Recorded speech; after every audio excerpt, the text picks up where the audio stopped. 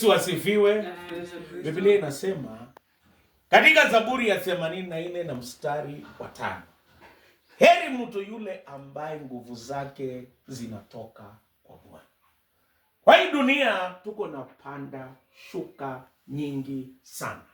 Wakati mwingi tunasikia habari ambaye saa zingine inatushtusha, lakini heri mtu yule ambaye nguvu zake zinatoka kwa Bwana.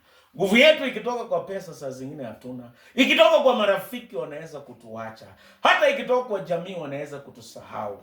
Lakini amebarikiwa mtu yule ambaye nguvu zake zinatoka kwa Bwana. Kwa Mungu kuna nguvu za uponyaji. Kwa Mungu kuna nguvu ya msamaha wa dhambi. Kwa Mungu kuna nguvu ya ulinzi. Hata unaposafiri, nguvu za Mungu ziwe juu yako. Na hata nguvu za uponyaji ziandamane pamoja nani na imfikie mama. Daktari anatibu, lakini Mungu ndiye anayeponya. Heri mtu yule ambaye nguvu zake zinatoka kwa Bwana. Nguvu zetu zinatoka kwa Bwana tukiomba, tukisoma Biblia na tukihudhuria ibada na hata kusikiliza neno la Mungu. Naomba Mungu akupe nguvu mpya.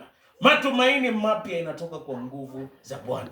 Tuna matumaini kwa sababu our God is strong, bigger than all our worries and our trouble. Wacha Mungu awe nguvu yenu.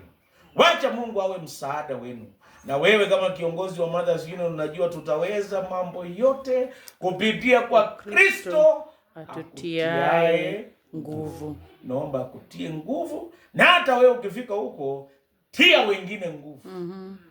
Nikimalizia katika kitabu cha Samueli wa kwanza 23 na mstari wa 16. Rafiki wa karibu. Ninaona marafiki zako wamekuja na mchungaji. Walisaidia Yonathani.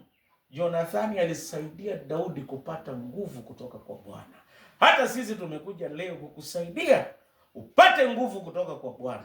Juu ya kwamba hajakuacha na ana nguvu na uponyaji ni sehemu yenu. Na tuombe.